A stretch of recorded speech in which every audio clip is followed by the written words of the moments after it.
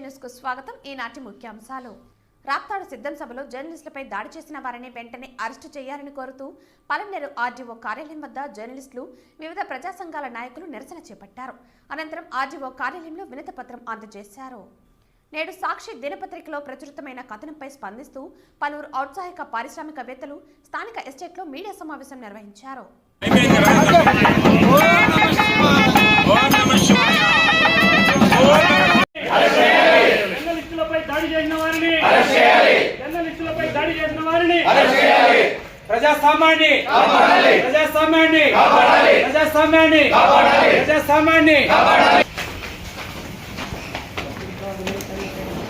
ఈ సందర్భంగా వారు మాట్లాడుతూ సాక్షాత్తు ముఖ్యమంత్రి ప్రసంగిస్తూ ఉండగా ఓ జర్నలిస్టుపై విచక్షణ రహితంగా దాడి చేయటం హేయమైన చర్యగా అభివర్ణించారు. సమాజంలో 4వ స్తంభంగా పేరుగాంచిన మీడియా ప్రతినిధులపై దాడులు చేయటం తగదన్నారు. సీఎం హోదాలో ఉన్న వ్యక్తి కొన్ని పత్రికలు, ఛానళ్ల పేర్లు చెప్పి మరీ తిట్టడంతోనే కార్యకర్తలు ఇలా దాడులకు తెగబడుతున్నారని అన్నారు. ఇలాంటి ఘటనలు పునరావృతం కాకుండా దాడి చేసిన వారిపై వెంటనే చర్యలు తీసుకోవాలని డిమాండ్ చేశారు. మీడియా లేవనెత్తే అంశాలను సరిదిద్దుకోవాలని, కానీ ఇలా దాడులు చేసినంత మాత్రాన ఏమీ సాధించలేరని అన్నారు. ఈ కార్యక్రమంలో జర్నలిస్టులు, సిపిఎం నాయకులు, టీడీపీ నాయకులు పాల్గొన్నారు. నిన్నటి రోజు అనంతపూర్ జిల్లా రాప్తాడులో జరిగిన సాక్షాత్తు ఒక పత్రికా అధిపతి అయిన రాష్ట్ర ముఖ్యమంత్రి తను స్వయంగా పాల్గొన్న సభలోనే కొందరు అల్లరి మూకలు ఒక పత్రికా విలేకరి పైన దాడి చేయడం అనేది ఈ రాష్ట్ర ముఖ్యమంత్రికి ప్రజలపైన, వాళ్ళ వర్గీయులపైన అదుపు ఉందా లేదా అనే దాన్ని తెలియజేస్తూ ఉంది. యాక్చువల్గా అల్లరి మూకలు అక్కడ దాడి చేసినప్పుడు ఖండించాల్సిన బాధ్యత పత్రికాధిపతిగానే కాక రాష్ట్ర ముఖ్యమంత్రిగా జగన్మోహన్ రెడ్డి గారి పైన కూడా ఉంది. ఆయన ఈ ఘటన పైన ఆయన ఒక్క మాట కూడా మాట్లాడలేదంటే ఆయనకు మీడియా పైన ఏమాత్రం గౌరవం ఉందో ఒకసారి ప్రజలంతా ఆలోచించాలి. భారత రాజ్యాంగ వ్యవస్థను నిలబెట్టడంలో స్వయం ప్రకటితమైన 4వ పాదంగా ఉన్న పత్రికా స్వేచ్ఛ అనేది, దాన్ని ఎవరైనా, ఏ పార్టీ అయినా, ఏ రాజకీయ నాయకుడైనా, ప్రజలైనా, న్యాయ వ్యవస్థ అయినా గౌరవించాల్సిందిగా అనాదిగా మనకు సాంప్రదాయం వస్తుంది. అయితే ఈ మధ్యకాలంలో పత్రికా విలేకరులు దాడి చేయడం అనేది ఫ్యాషన్ అయిపోయింది. తమకు నచ్చిన వార్తలు రాసినప్పుడు ఒక మాట అయినా ప్రశంసించలేని నాయకులు తమకు వ్యతిరేకంగా ఒక వార్త వస్తే మాత్రము వారిపై దాడులు చేయడము, దౌర్జన్యాలు చేయడము, వాళ్ళకి ఆర్థిక నష్టాలు కలిగించడం అనేది కూడా ఈ మధ్యలో పరిపాటైంది. ఇటువంటి చర్యలు అనేది రేపు పత్రికా రంగంలో స్వేచ్ఛగా పనిచేసే వాతావరణాన్ని లేకుండా చేస్తుందనే భయం ప్రజాస్వామ్యవాదులంతా ఉంది. ఒక పత్రికా విలేకరు అనేవాడు ప్రభుత్వానికి, ప్రజలకు మధ్య వారధిగా ఉంటూ ప్రజా సమస్యలను ప్రభుత్వం దృష్టికి తీసుకుపోవడమే కాక ప్రభుత్వ కార్యక్రమాలను ప్రజలకు తెలియజేసే బాధ్యతలు కేవలం నామమాత్రపు వేతనాలతో కొంతమంది ఉచిత సేవ, కంచిగరుడు సేవతో చేస్తూ ఉన్నారు. అటువంటి పత్రికా విలేకరులను ప్రశంసించడం పోయి వారిపైన దాడులు చేయడం, దౌర్జన్యం చేయడం అంటే ప్రజల్లో ఇప్పుడుండే కొన్ని వర్గాల్లో ఎంతటి అసహన పరిస్థితి, వాతావరణం నెలకొందో మనం తెలుసుకోవచ్చు. ఎవరైనా కానీ, ఏ పార్టీ అయినా కానీ పత్రికా విలేకరులను గౌరవించడం నేర్చుకోవాలి. నిన్న జరిగిన ఘటనపై అన్ని పార్టీల వాళ్ళే కాకుండా స్వయంగా ముఖ్యమంత్రి కూడా దానిపైన స్పందించి తన అభిప్రాయాన్ని విస్పష్టంగా ప్రజలకు తెలియజేస్తేనే మీడియా పైన, పత్రికా వ్యవస్థ పైన ఆయనకి ఏ పార్టీ గౌరవం ఉందో తెలుస్తుంది. ఈ విషయంపై ముఖ్యమంత్రితో పాటు అక్కడి కార్యక్రమం నిర్వాహకులు కూడా ప్రకటనలు చేసి వాళ్ళ అభిప్రాయాలను వ్యక్తం చేయడమే కాక ఇకపైనైనా జర్నలిస్టులకు భద్రత కల్పించాల్సిన బాధ్యత ప్రభుత్వాలదే. కేంద్ర ప్రభుత్వం ఒక చట్టం తయారు చేసింది. జర్నలిస్టులపైన చర్యలు, ఎవరైనా దాడులు జరిపితే, వృత్తిపరమైన వాళ్ళకి ఇబ్బందులు కలిగిస్తే వారిపైన నాన్ బెయిలబుల్ సెక్షన్ల కింద కూడా కేసులు నమోదు చేయొచ్చు అనే రకమైన చట్టాన్ని తెచ్చినా ఆ చట్టం వాస్తవానికి అమలు కావడంలే. అటువంటి చట్టాన్ని ఖచ్చితంగా అమలు చేయాల్సిన బాధ్యత ప్రభుత్వాలు తీసుకోవడమే కాక జర్నలిస్టులకు అందరికి కూడా రక్షణ కల్పించాల్సిన బాధ్యత కూడా ప్రభుత్వందే. అక్రిడేషన్ కార్డు ఇచ్చేసినామని చెప్పేస్తూ ఉన్నారు, కానీ వాళ్ళకి భద్రత లేనప్పుడు వాళ్ళు ఏ రకంగా పనిచేస్తారంటే, ఒక ప్రభుత్వం పైన విమర్శలు వస్తే సహించే శక్తి వాళ్ళకి ఉండాలి. విమర్శ వచ్చినప్పుడు దాన్ని సహేతుకంగా తీసుకొని స్పందించి అటువంటి విమర్శలు భవిష్యత్తులో రాకుండా వాళ్ళ చర్యలు ఉండాలి. కానీ విమర్శను ఒక ప్రభుత్వం పైన వ్యతిరేకమైన వార్తను తెచ్చినప్పుడు ఏ కారణంగా ఆ వార్త వచ్చిందని తెలుసుకొని దాన్ని నివారించే ప్రయత్నం చేయకుండా వార్తలు వెలుగులో తెచ్చిన వారిపైన, తెచ్చే ప్రయత్నం చేసే వారిపైన దాడులు చేయడం అనేది చాలా దారుణము. అది దమనకాండ, దాష్టికమైంది. అటువంటి వారినందరిపై ఇలాంటి వారిపైన చర్యలు తీసుకోకపోతే భవిష్యత్తులో ఈరోజు ఒకరికి జరిగింది, రేపు ఇంకొకరికి జరుగుతుంది. అంటే ఈ పత్రికా వ్యవస్థని సమూలంగా నాశనం చేయాలా, నిర్మూలించాలనే అభిప్రాయం ఉండేవాళ్ళే ఇటువంటి చర్యలకు పాల్గొంటారు. కాబట్టి ప్రభుత్వము సాక్షాత్ ముఖ్యమంత్రి బాధ్యత తీసుకొని ఆ ఘటనలో దాడులు జరిపిన వారిపైన చర్యలు తీసుకోవడంతో పాటు పత్రికా విలేకరులకు కానీ పత్రికా వ్యవస్థకు ప్రతినిధులకు కానీ రక్షణ కల్పించే విధంగా ఆయన చర్యలు తీసుకోవాలని పత్రికా విలేకరుల తరఫున డిమాండ్ చేస్తున్నాం. ఆంధ్ర రాష్ట్రంలో సామాన్య ప్రజలకే కాకుండా ఈ రాష్ట్రంలో జరుగుతున్నటువంటి దాడులను, ప్రజల మీద జరుగుతున్నటువంటి దౌర్జన్యాలను, ప్రజల ఆస్తులని ధ్వంసం చేస్తూ అక్రమంగా వాటిని స్వాధీనం చేసుకుంటున్న వాటిపైన ప్రజలకి, ఈ సమాజానికి పెద్ద ఎత్తున తెలియజేసే కార్యక్రమంలో ఈరోజు ఫోర్త్ ఎస్టేట్గా ఉన్నటువంటి మీడియా పత్రికల పైన కూడా ఈరోజు జగన్మోహన్ రెడ్డి గారు స్వయంగా తను పాల్గొంటున్నటువంటి సభలోనే నా ప్రభుత్వము రాబోయే కాలంలో నా పాలన ఎలా ఉంటుందో చూడండి అని చెప్పేసి నిన్న అనంతపురం జిల్లాలో రాప్తాడులో జరిగినటువంటి ముఖ్యమంత్రి గారి సభ ద్వారా తన యొక్క భవిష్యత్ కార్యాచరణని ఈ రాష్ట్ర ప్రజలకి చూపించాడు. అంతేకాకుండా ఈ రాష్ట్రంలో జగన్మోహన్ రెడ్డి గారు అధికారంలోకి వచ్చిన తర్వాత కొన్ని పత్రికల్ని, కొంతమంది విలేకరులని టార్గెట్ చేసుకుని వాళ్ళని భయభ్రాంతులకు గురి చేస్తూ ఈ రాష్ట్రంలో నాకు ఎదురు తిరిగిన, నాపై ఎవరైనా వ్యతిరేకత ప్రదర్శించిన నా యొక్క ట్రీట్మెంట్ ఇలానే ఉంటుందని చెప్పేసి గత 4 సంవత్సరాల 10 నెలలుగా ముఖ్యమంత్రి గారు చూపిస్తూ ఉన్నారు. దానికి భిన్నంగా ఈ రాష్ట్ర ప్రజలు, ఈ రాష్ట్రంలో ప్రజాస్వామికవాదులు, ఈ రాష్ట్రంలో హక్కుల నాయకులు దాన్ని తీవ్రంగా ఖండిస్తూనే వస్తున్నారు.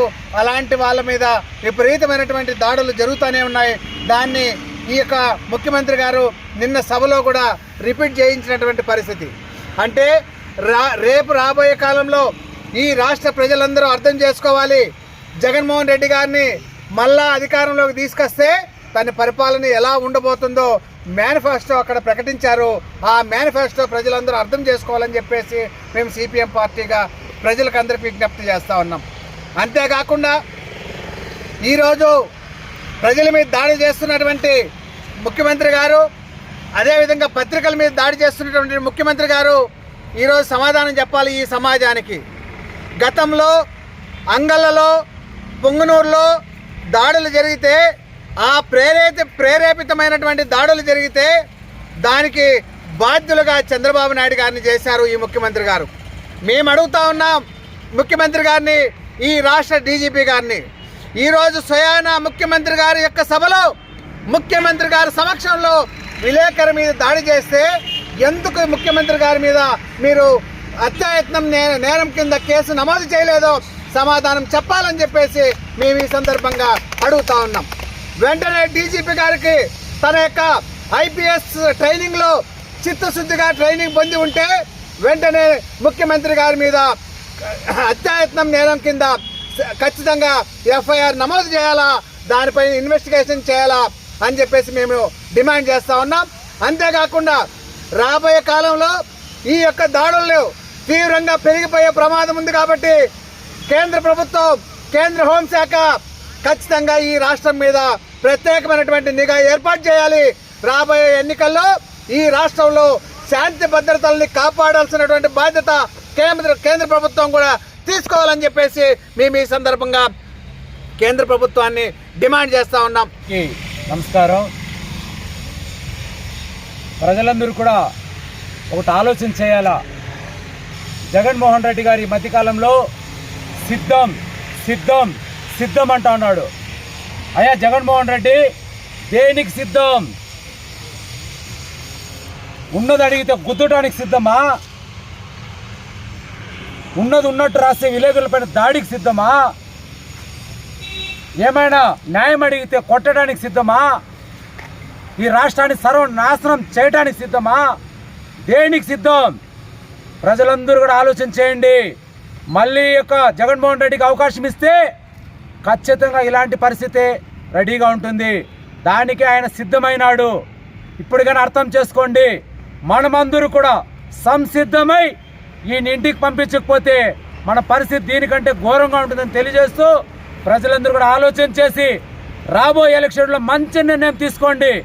ఇతనికి బుద్ధి చెప్పడానికి మనమందరూ కూడా సంసిద్ధమై సిద్ధంగా ఉన్నావా అనేసి ఓటుతో ఆయనకి బుద్ధి చెప్పి గుద్ది ఆయన ఇంటికి పంపించాల్సిన అవసరం ఉందనేసి తెలియజేస్తూ నిన్నటి రోజు జరిగినటువంటి యొక్క దాడిని తెలుగుదేశం పార్టీ తరఫున తీవ్రంగా మేము ఖండిస్తున్నాము. జై హింద్, జై తెలుగుదేశం.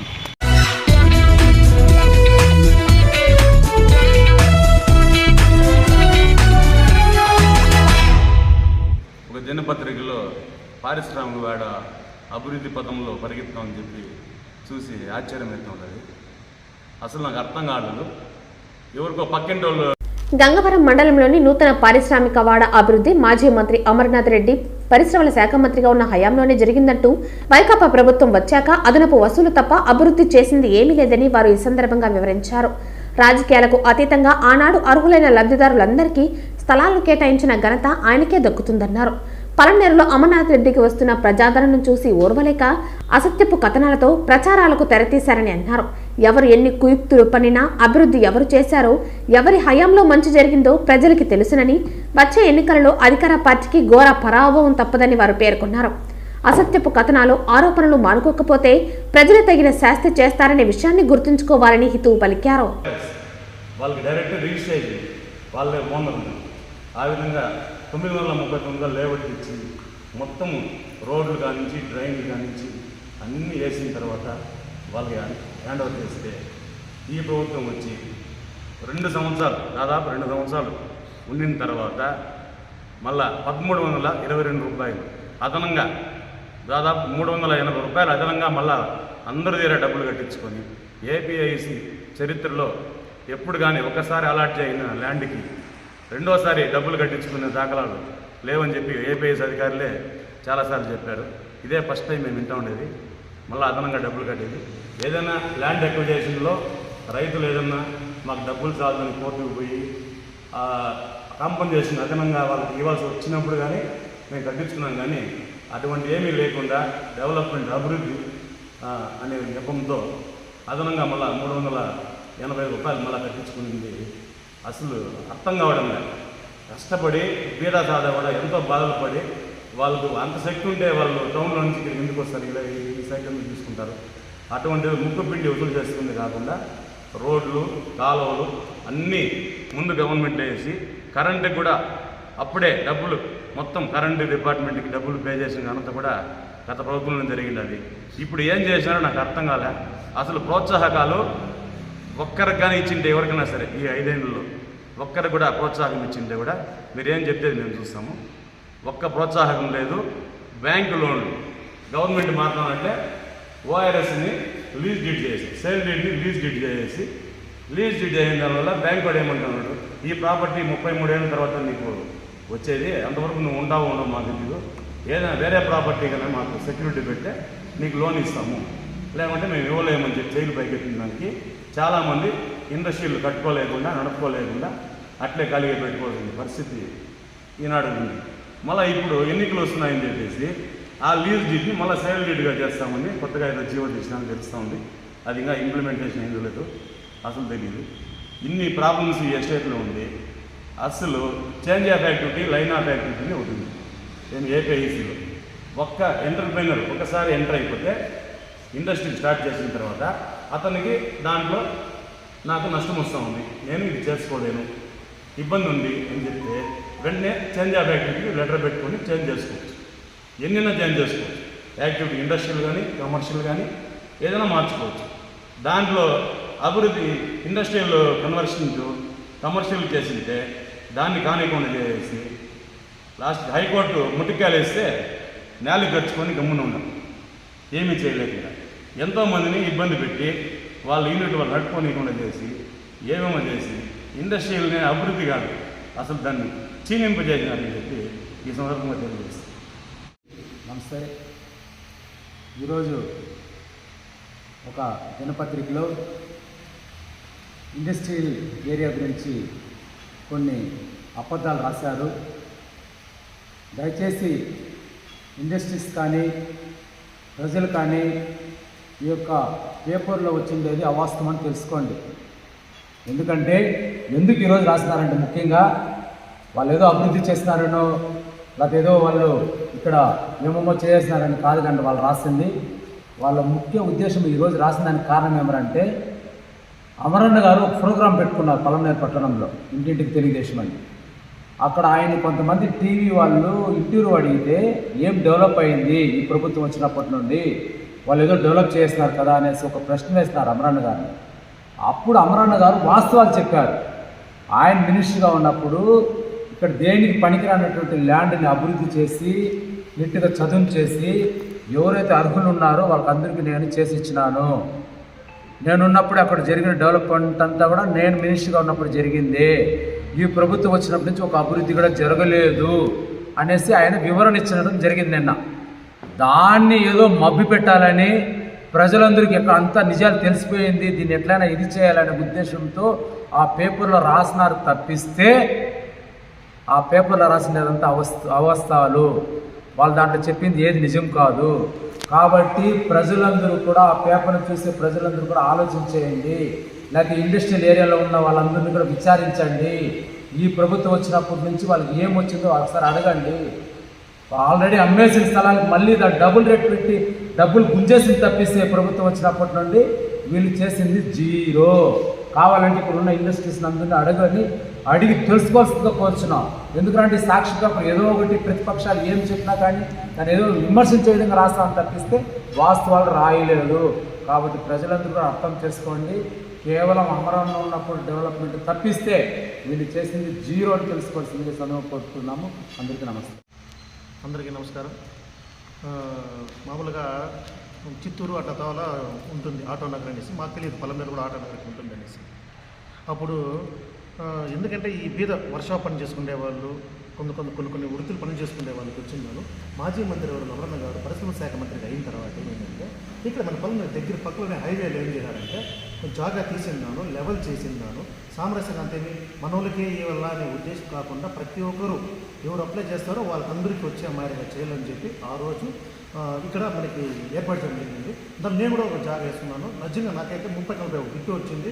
ఈరోజు నేను పొలి పని చేసుకుంటాను కూడా అట్లాంటి జాగా నేను ఎప్పుడు కొన్నానేమో నాకు అనిపించింది. అంత బాగుండే జాగా ఇచ్చింది. ఇక్కడ మాత్రం నిజంగా ఇక్కడ కానీ గండ్రాస్ బల్లో మాత్రం ఎక్సలెంట్గా డెవలప్ చేయింది మా అన్న అమరన్న గారు. ఎందుకంటే ఆయనకి పాదగుణాలు చేయాలి. ఎంత డెవలప్ అయిందంటే చూడండి ఒకసారి మీరు వచ్చింది కానీ ఇక్కడ ఎంతమంది ఎట్లా బతుకుతూ ఉన్నారో అది అన్న చేశారు. ఇప్పుడు చెప్తున్నారు నేను చేస్తాను ఒక్క పరిశ్రమ కానీ ఈ పట్టణంలో ఎక్కడైనా కానీ 10 మందికి ఉద్యోగం తెచ్చే జాబ్ ఏదైనా పరిశ్రమ కానీ ఏదైనా పెట్టినారా మీరు? ఇంతవరకు ఎంత పెట్టి ఒక మాట చెప్పండి చూద్దాం కావాలంటే. ఒక్కరికి లాభం పడే పని ఏమైనా చేయనారా? లేదు.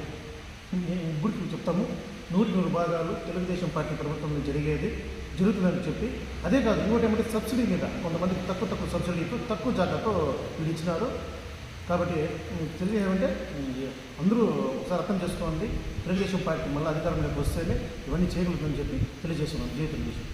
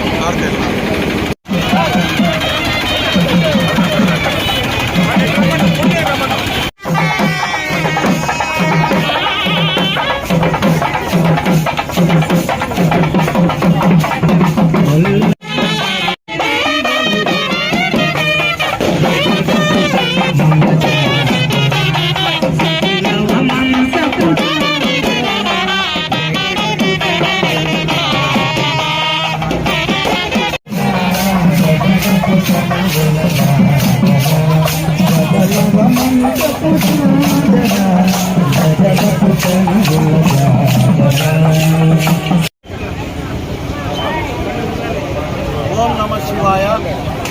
16వ తేదీ గణపతి పూజతో శ్రీశేష స్వామి బ్రహ్మోత్సవాలు అత్యంత వైభవంగా ప్రారంభమైనాయి. 17వ తేదీ ధ్వజారోహణతో యోగాలు హోమాలు అన్ని చేస్తూ ఈరోజు అత్యంత వైభవంగా వేరు వైశ్య కులస్తులతో సింహవాహనం పైన శ్రీశేష స్వామి ఊరేగిస్తున్నారు. అలాగే 23వ తేదీ గిరిజా కళ్యాణము, 24వ తేదీ బ్రహ్మ రథోత్సవం అత్యంత వైభవంగా జరుగుతుంది. తర్వాత రావణ ప్రమాణము 25వ తేదీ జరుగుతుంది. కావున భక్తాదులందరూ దయ ఉంచి స్వామివారి తుమ్మకు పాత్రలు కావాల్సిందిగా కోరి ప్రార్థిస్తున్నాము. అలాగే బ్రహ్మరథోత్సవం రోజు అత్యంత వైభవంగా జరుగుతుంది. చిన్నలు పెద్దలు అందరూ ఈ రథోత్సవంలో పాల్గొనవలసిందిగా కోరుతున్నాము. పొలంనేరు పట్టణ ప్రజలకు నమస్కారములతో ఈరోజు మాకు ఈశ్వరుని గుడి తరఫున వేరి వైశ్య కులస్తులందరికీ మాకు అవకాశం కల్పించినారు. సింహవాహన సేవలో మేము పాల్గొన్నందుకు మాకు చాలా ఆనందంగా ఉంది. ఈ అవకాశాన్ని కల్పించినందుకు గుడి తరఫున అందరికీ కృతజ్ఞతలు తెలియజేస్తున్నాను. అదేవిధంగా రాజగోపుర నిర్మాణాన్ని కూడా ఇప్పుడు మా మిత్రుడు వీరభద్ర హయాంలో రాజగోపుర నిర్మాణం కూడా జరుగుతున్నది. దీనికి అందరికీ కూడా అందరూ అన్ని కులాల తరఫున కూడా ముందుకొచ్చి విరాళాలు ఇవ్వవలసిందిగా నేను కోరుకుంటున్నాను.